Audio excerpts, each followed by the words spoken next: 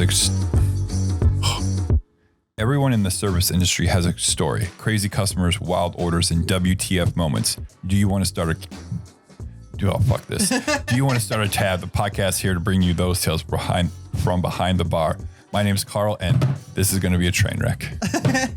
Probably not. My name's Riley, and I'm going to try to keep it on the rails. Yes, try is a very good word for you today. So we're excited. We have John. He is a fellow bartender and a bartender podcaster. I think that's how you would say it, right? Yes. Yes. So, hey, John, how you doing?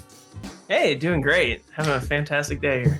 So if you have to, you're in Florida, correct? Yeah, absolutely. Poor you in the sunny weather. See, I know you're super jealous. Awesome. It's like 85 degrees today. Yeah, you're super jealous. We've had 80-degree weather, then 3 days of 40-degree weather with snow here in Iowa. So hard pass. That's why I left Colorado. Yeah. Yep. So, all right. Give us a quick elevator pitch of what you guys do. I know you have like I mentioned earlier, you have a podcast and you are a bartender. So if you have a quick 30-second elevator pitch. 30-second elevator pitch. Yeah, all right. That was probably 5 of my seconds. My name is John Mateer. Me and 3 other bartenders traded in our shakers to do a podcast called Bartenders, where we throw dice now instead. So while we play, live action games like Dungeons and Dragons, we also spend every other week talking about the hospitality industry, whether that's mental and physical health, ways to, come across that as bartenders, find help and resources, to bartending tips, tricks, on the job education, and then just talking kind of like what you guys do too. What's a regular shift like? What are the stories that we have to tell along the way? And it's an awesome little show. So if you have time, check it out at Bard Tenders. Yeah, it's I found it doing research for our podcast. I knew I was looking for names and I saw it and you guys were active. I'm like, well, I definitely didn't think about using that name because I'm assuming the bard part is part of gameplay or something, I'm assuming. Absolutely. It's one of the characters you can play, a bard. So yeah, obviously we're going to go with puns. We're bartenders. We like dad jokes. Right. Exactly. I hear Except for him, he doesn't like them. What? He yells at me every time I tell a dad joke. You're going to have a hard time today. Yeah. No, I found a kindred spirit. It just sometimes they're too on the nose. Anyways, my boss is calling me. She can fucking wait. So it's I know I said to do research on that, and then also I know the Bartender Rant podcast. They suggested listening to your guys' podcast, and I kind of skip over the ones about the gameplay because that's not for me, but I totally get it. Tons of people love that stuff, but I do love the other parts when you guys talk about everything else that you said. I know there's an episode about the TBC Sawgrass, right? That's the course, right? Nailed it. That's where I work. Perfect. And then also there was one. That is the first time I think in the history of anything ever that you've actually pronounced something right the first time you said it. Well, I nailed it. Well, I played a lot of Tiger Woods golf. And then also there was the episode where you guys talked about drink competitions and you would was it you or one of the other guys that would bring a blender just because that was fucking easy to do? Yeah, that's me. I'm a troll. Did the whole competition with just a blender and a jigger. Yeah, that's awesome. Never started drinking. Because basically it was chopped basically, right? You kind of show up and here's your fucking ingredients and make something out of it, right? Yeah, exactly. It was a bartender's brawl here in Jacksonville. They have a Plinko board, kind of like Price is Right, where you drop chips down and it gives you your random ingredients and you have to use those in cocktails. Yeah, that's awesome. We just do I guess I do 2 competitions a year. One here locally in Dubuque. It's just a martini shake off. It's just a fundraiser. It's just fun, simple, nothing. The sweeter the drink, the better you have a chance of winning, basically. And then the statewide mixology contest, which we have coming up in 3 weeks, and that's what we're working on today. 2 weeks. 2 weeks. Shit. So gotta sneaks up on you. Yeah, it comes so fast because it's I have 3 days to do this or 2 days to do that. Right. So. Well, and usually he gets a little bit more notice for the sponsored spirits, and he just got them last week. So yeah, it's a rush. Truly, in bartender fashion, we always wait till 2 minutes before the deadline to submit our recipes. Anyway, standard. So. Yeah, exactly. But I'm trying to be better because I still have we're still rolling out a new menu at work. We're driving to Des Moines, which is 3 hours away from us, on Thursday to teach a cocktail class. So a lot of my time is already blocked out for other things that I don't have time for. So, Right. but it is what it is. It's part of life, as we all know. So jam packed as full as possible. So what are we drinking today, Riley? We are drinking French 75s that you made us. Yes, with cognac and with vanilla syrup. Yes. So and the sparkling white wine we are drinking is part of the cocktail competition that he's working on a menu for. So we needed to figure out the profile of it. Yep. So why not that? So what about yourself, John? What are you drinking? Yeah, so today's my Saturday, even though it's a it's a Monday. Right. So I decided to go really fancy and crack a beer. I know that's outside of the norm, but it's from a local brewery out of Gainesville, Florida, Swamphead. I used to live 1 block away from them when I lived in Gainesville, Florida. So I would stumble back. And Nice. This is a little tribute to them. They make some awesome beers. So. Right. Nice. Well, and I mean, and bartenders, when you've spent your entire week making drinks for other people, making a drink for yourself just seems like a lot sometimes. So we drink a lot of beer. We drink a lot of beer. A lot of bourbon on the rocks, a lot of dark and stormies, so do you see you have a nice little rum collection behind you? You see some Havana Club and some Hamilton. Yeah. Always good stuff. Always got some good stuff floating around. Yeah. Got to, right? Well, I don't know if you know us here in Iowa, we're a control state. And so Iowa has to buy all our liquor and then we get to buy it from them. So a lot of shit we don't get our hands on. So when we travel like to Dallas, Chicago, Minneapolis, all we do is buy alcohol. It's like, I can't get that here. It's tough. I lived in Pennsylvania for a long time and it's the same way. It's really difficult when you have to make a trip to the beer distributor and then another trip to the wine and liquor store to get everything. Is Florida pretty wide open when it comes to all that stuff? It's Florida. It's wide open. Right. It's the bliss down here. I mean, people eat faces off when they do bath salts. So right. All right. So we didn't even talk about what we do on this podcast. So if you're new to this podcast, what we do is we read stories off the internet and then we talk about it, discuss it, have fun with it. And then we rate it 1 to 5, 1 being your average story, 5 being a unique situation that we've never seen or heard about. Or that there's so much audacity involved that it deserves a higher rating. Sometimes that's a thing. Yep. And it's all based on the person rating it, right? Like my situation compared to Riley's situation is a little different because I have more bartending experience than she does. Right. And then our guests, if we have a guest, then they share a story that involves either them or that they've seen or been a part of. And then we rate that story also. And if they are an asshole in that story, we will call you out on it. Right. So fair fucking warning. So Riley, do you have one for us to start off today with? I do. So when we have guests on, I try to find shorter ones, give you guys more time to tell your stories.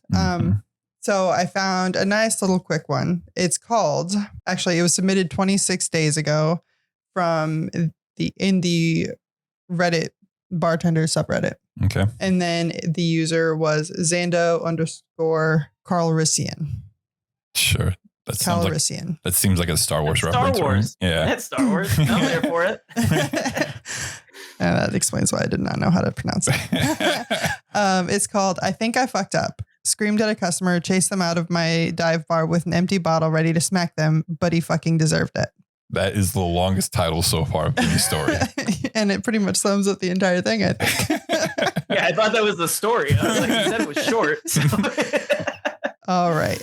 This guy has been coming to my place for about 6 months. At first, he tried to get on my good side, but when I lay down the law and tell him it's last call or closing time, it's a different story. He kicks off with, I've met the owner. I've had a drink here after hours before. Last time he was here, he went behind the bar after we stopped serving and claimed it was to get a napkin. I screamed at him, but I forgave him ultimately because he was drunk. Today, he came back for the first time since that going behind the bar incident. First thing he did was apologize for his behavior last time, which he always does.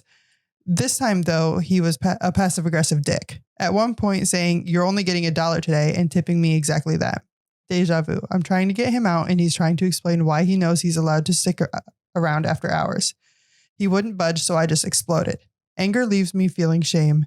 And I hate the fact that I got my bar a bad Yelp review, but fuck that guy in the eye hole. Right. So I kind of wish on these stories they would say what their bar experience is, male or female, and how old they are. Because then you could kind of like gauge like, okay, they've been doing this for 10 years, 2 years, sounds like a female bartender. Just the way. I disagree. You disagree? Wholeheartedly. Really? I guess it doesn't matter. It doesn't matter. Their subreddit, their name is a Star Wars reference. There are a lot of female Star Wars. There fans. are, but my wife loves Star Wars, so I'm just saying. Right. Right. But anyways, like I said, it doesn't matter. For this story, it doesn't matter. And but how many times do you have that happen in your bartending experience, John? Or I guess first of all, let's say this. How long have you been a bartender for? I've been a bartender for 12 years now. Okay, so that's about the same. I've seen a lot. Right. I've worked everywhere from dive bars to high volume college bars to craft cocktail and now golf courses. Right. And they're probably all the same, just sometimes they wear nicer clothing at the bar, right? Yeah, pretty much. Yeah, exactly. I've had people come behind my bar a lot though. Like it stinks. I hate it when they come behind my bar, but they do it. Mm-hmm. You know, especially at places where it's like private clubs where they feel entitled because they pay memberships. They're like, well, you know, I can do whatever I want. You know, I pay your salary. It's right. like, okay, calm down. Right. You know, but that's not how this market works. Thank you. No, but if it's like your everyday bar, get out. Don't go behind the bar. Right. Know? Yep. And then I know where I work at, my bar it's kind of L-shaped. Well, it's kind of technically U-shaped, but one of the U's is like the passage where you go behind the bar to, you know, the floor, and you have like the foldable pass through or whatever. And we always keep it up because I'm not lifting that motherfucker up every time I got to walk through it. Right. People who fucking stand in that goddamn pass through just pisses me off. It's like, dude, I got to move. I go, excuse me. And then they get mad at me. It's like, I'm interrupting their fun of a night, trying to get more ice or get more liquor or do whatever the fuck I have to do. Right. It's just like, get the fuck out of my way. I don't think this bartender fucked up at all. No. That bartender set an expectation and then followed through with the expectation. The expectation is you don't come behind my bar. Everybody knows that. And you came behind my bar. So now fuck you. Right. And also it sounds like this is like a reoccurring thing. Like every time you come in, you're an asshole to me. And then I have to be an asshole to you. And then you have to leave. Like 1 + 1 = 2 all the time. Mm-hmm. And at that point, blow up on the guy. And he's saying, or the bartender saying they always apologize every time. This is where I would get the manager involved. I'm like, look. See, this guy needs to go to AA. Honestly. I mean, like if he's doing something stupid every time he drinks at this bar, he's got a problem. Right. This is where you bring the manager in and they have a discussion with this person saying you either stop this shit or you won't be allowed back in here. Right. Because this is straining on the bartenders and the business, and you're telling other guests that this is acceptable. Right. Also, if I had $1 for every time someone told me I know the owner, man, I could probably retire because I know the owner too. He writes my schedule. Like, right. Yeah. Right. He signs my check. Well, deposit it now, but like, yeah, it's like, okay, congratulations. Right. And 80% of the time, that's a lie. Right. Like, I know the owner. Yeah, you've seen the owner probably. But at the same time, if you actually knew the owner, you wouldn't treat his staff like this. Right. 100%. Exactly. Also, if it's a guy who says, or a girl, it doesn't really matter, whoever it was, come behind the bar, right? Mm-hmm. If they say I drink here after hours, I should probably know you. I work here all the time, and I've never seen you when I'm cleaning and mopping. You've never helped, grab the broom. So right. So, I used to work with that. Yeah, I used to work with kids, and other staff lets me do it. Other staff lets me do it. Okay, well, I'm not other staff, and I'm running this today. Whatever this may be, in this situation, I'm running the bar today, and you do not come behind my bar today. Yep. When I started the full-time position at the hotel, Tuesdays, there was this one guy, he worked there for 10 years. And for the last 8 years, he worked every Tuesday. It's trivia nights, a lot of locals.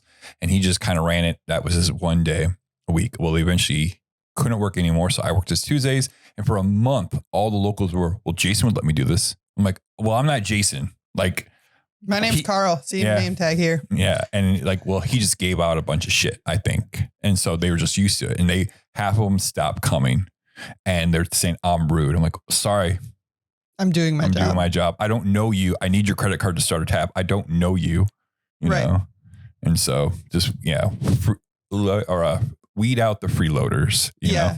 But yeah, I know I had one time too. I worked at the brewery, Seven Hills, and someone said that. And so I called the owner up, my boss, my friend, and like, do you know this person? He goes, I have no idea who that is. Like right in front of the person too. I'm like, see, motherfucker, I can one up you. Right.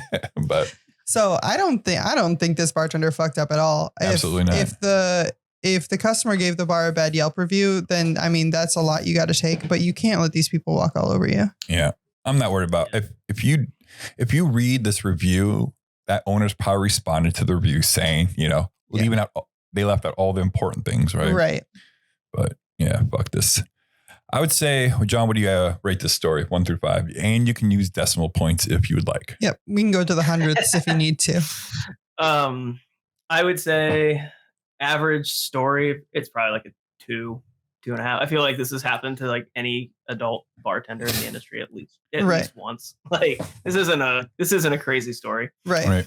Yep, I say 1.8 for the same reason. I'm going to go 2.2. Simply because he didn't learn after the first time and he continued to have the level of audacity that he had. Yeah. I would say after like the 5th time this happened, I would have a talk with them, or I'd get my manager to have a talk with them and say, no, after the second time it happens, like, you get out of here. Yeah. I don't want to see you when I work. If I see you, you better be on your best behavior. Right. Or I'm not serving you. You can sit here all night and you can ask me for a beer. I'll be like, yeah, I'll get that when you're ready to treat me with some respect. Just feed them Heineken Zeros all night long. Some duels, put it in a glass so they don't know. Or just soda water with 1 dash of bitters. Yeah. Here you go. Here's your alcoholic beverage. I made you a cocktail. Yeah. Yeah. This one's on me. I got you. It's also like, what's that Instagram thing we did where that, I don't know if you've seen it, where this woman goes, all right, it's time to close, or time to get the fuck out of here. If you don't, closing time. If you don't fuck somebody who works here, live here, or work here, get the fuck out. And tip your bartender 20%. Yeah. I mean, I just don't understand why people just don't want to leave. Like at the hotel bar too. Like we close. So Iowa is a 2 a.m. bar or state. But we close at midnight because we're a hotel bar.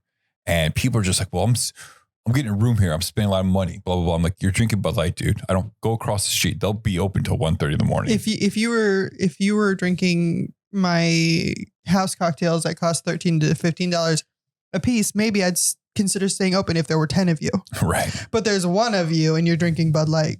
Mm-hmm. I can sell you a 6-pack for you to take to your room at bar prices. I was going to say, you work in a hotel. I've worked in hotels before too, and we'd stay open until 2 a.m. But you have a hotel room. Doesn't mean you have to stop drinking. Right. Just go upstairs. Here's a 6-pack. Here's a bottle of wine. I'll even open it for you. Mm-hmm. I'll even put an old fashioned in a to-go cup. You can take it upstairs. Like you can take the glassware. You just have to leave my bar. Right. You can keep drinking.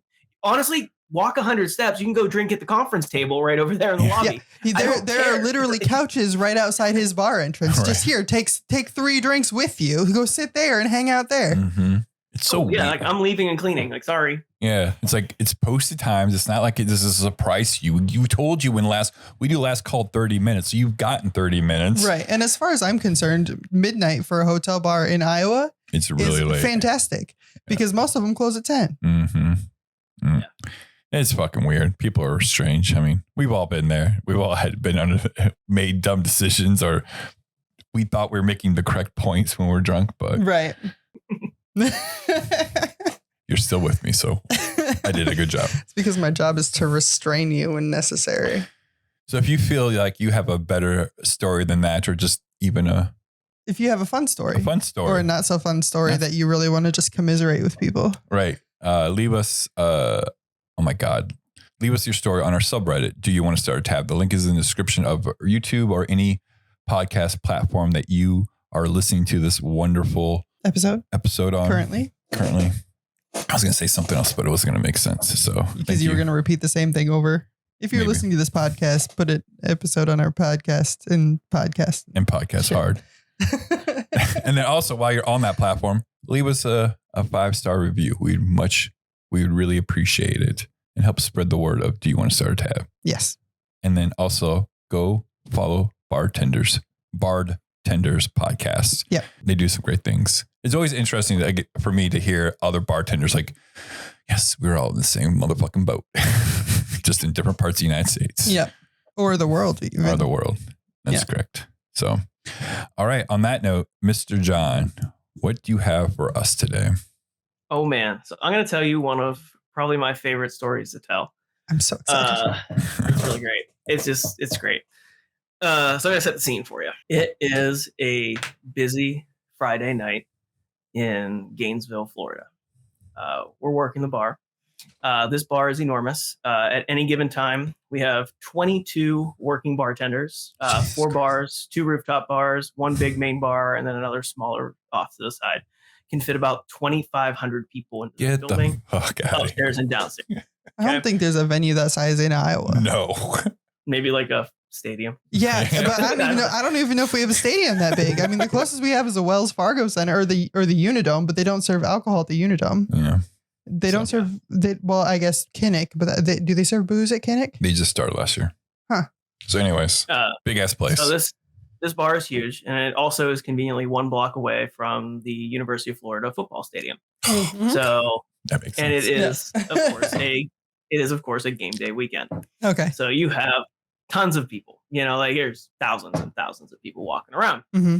So I'm bartending. I'm in service well, and my then girlfriend, now wife, is bartending to my left in one of the wells. And she's making drinks. You're cranking it out. You're making 20, 30 drinks at a time, just vodka sodas, cracking them out as fast as you can.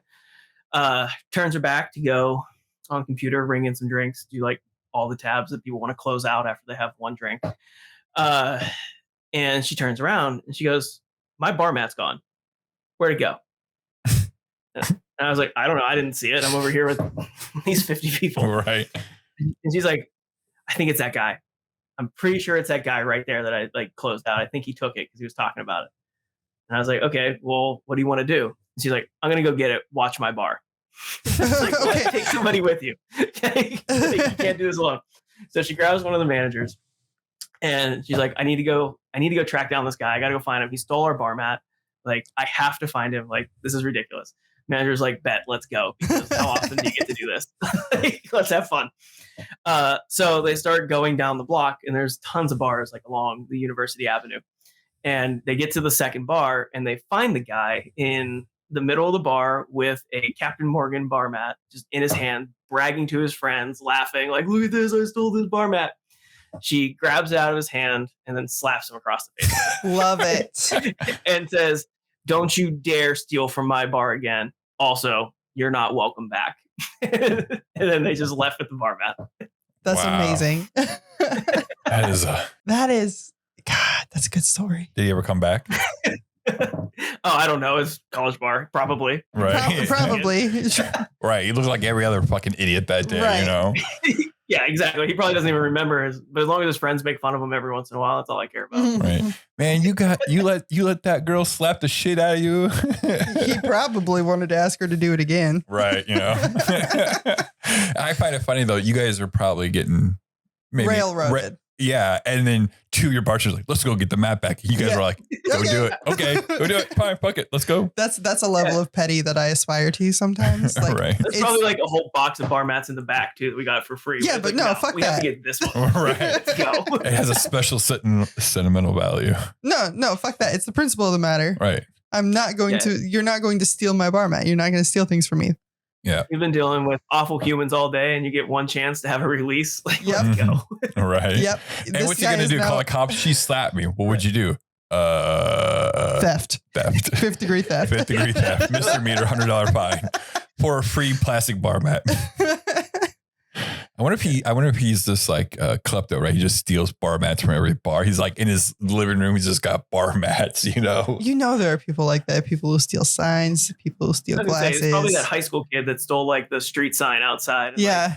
Brags about it on social media, post it, and then the cops show up at his house and be like, "Hey, you stole government property." I mean, I can't say that I've never had that intrusive thought. Like, I'll see things at a bar, like a bar mat or a cool shaker tin that like is a different color, and I'm like, "Oh, I want that. I should just take it." No, don't take it. Don't take it. You don't need to take it. You can buy it on Amazon. You don't need to take it. I don't know if I share this story on this podcast, but the bar that her and I met at, Bricks, was our favorite bar in Cedar Rapids where we met. Anyways, they would have a very good craft beer selection, and they had multiple different types of glasses for all different types of beers, right? They did it very well. And I was drunk one night. I'd been going there for a long time, know the bartenders, know the owner, whatever. And just one night I was like, "Fuck this. I'm taking this glass." I want this glass. I don't have it at home. And I only lived like 6 blocks away. So it was wintertime. And I remember I shoved it up the sleeve of my coat and put my arm up so no one could see me leave with it, and And then the next morning I wake up, I'm like, fuck, I did take that. God damn it. And so then like another day I bring it back and the owner is there. I'm like, hey, Tim, I'm kind of an idiot and I stole this glass the other night. I'm so sorry. And I laid up there and he was like, thank you for bringing it back. You know, like I don't really care because people steal them all the time, but thank you for bringing it back. Right. You know, he's like, if you want one, just pay me $5 cost of the glass. Yeah. Or whatever. I actually think I did because I did want the glass because it was what kind the of Hefeweizen glass. So the kind of tall. You should have sat it down, pass it across, and be like, hey, I brought this back. Can I just get a refill? Yeah, right. This is how it works, right? I paid $80 for this for free refills for life. But yeah, that's the only time I think I stole anything from the bar. I've stolen many a glass, but in my defense, I was studying abroad and they told me to. Everybody told me to. I was like, I don't have any glasses for my kitchen. Well, we all just take them from the pub. I don't think that. Okay. They're like stupid American. But that being said, people would walk out of the pub still drinking their beers, so it was a little bit different. Right. That's true. I worked at a tiki bar in Denver for a long time, and you have all the custom mugs, you have the custom punch bowls. But I only worked there one night a week on Fridays. And so whenever people would try and steal the glassware, you'd catch them and be like, hey, you know what? Why don't you just buy it? I'll sell it to you. And I'll be like, oh, how much? I'm like, $40. You can just have it. And they'd be like, okay. So I would just sell like 20, 30 mugs like every single night. For $40 a pop. The bar manager, a stack of cash, and go, here you go. Here's your re-up for the month. Right. Just order a couple more cases and we'll just keep doing this every night. Right. It's great. That's awesome. I know a lot of tiki bars actually have the option if you want to buy the drink or if you want to buy the drink and the glass. And it's like $20 more for that place. When we went to Milwaukee Foundation, I think it's called. Fong's does it. Like a lot of tiki bars that we've been to have that option. Because they know it's going to happen. A lot of people don't realize that like if you put your logo and your bar name on it, it's free marketing at somebody's house. Right. Like, yeah, sure. Steal whatever you want. Like it's why Moscow Mules partially became really popular because people were stealing the tins and they're like, where'd you get that cool mug? And then all of a sudden everybody orders them and steals them. Mm-hmm. Right. Yep. Do you are you familiar with surf side sips?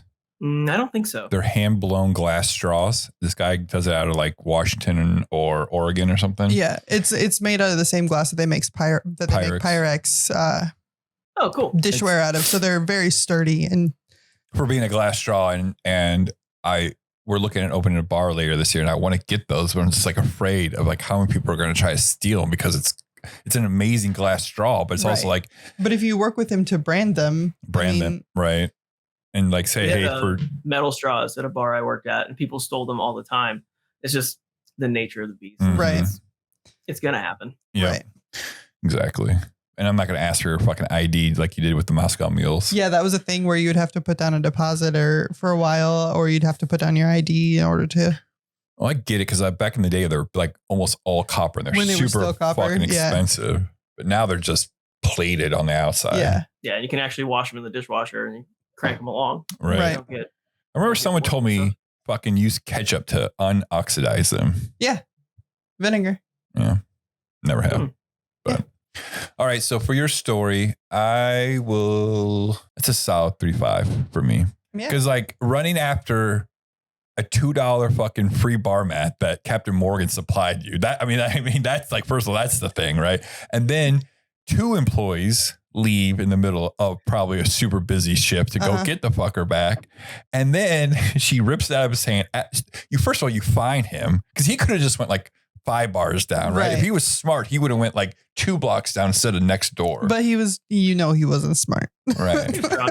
Right. He was drunk. That those two are counterintuitive. Right. I'm actually going to give it a 3.8 just because of the slap. I'm going to raise you 0.3 just because she slapped him, because I know people who have been in that situation. I've been in that situation where I want to smack somebody so bad, and she was able to do it because she was not on premises anymore. Right. That's true.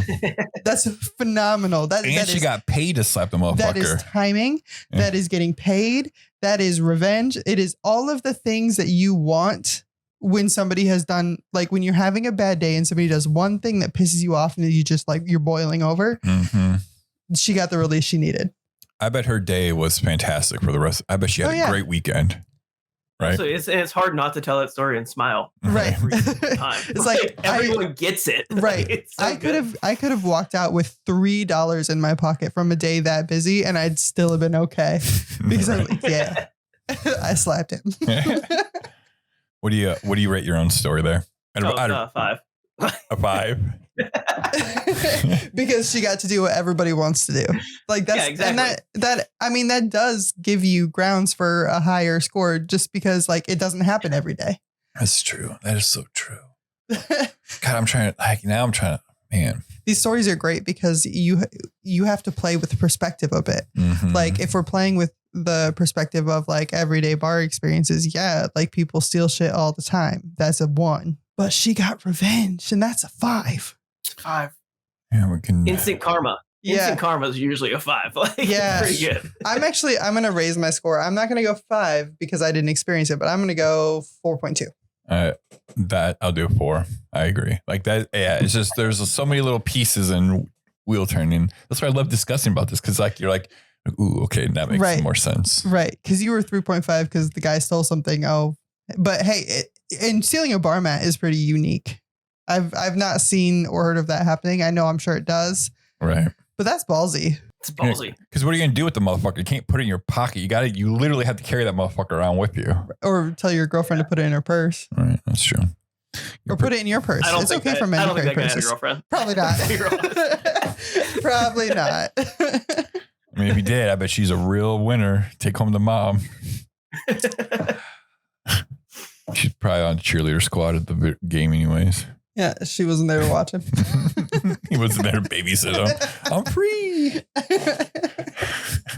So she even knew it was going to come, or the guy was already pre-talking about stealing it?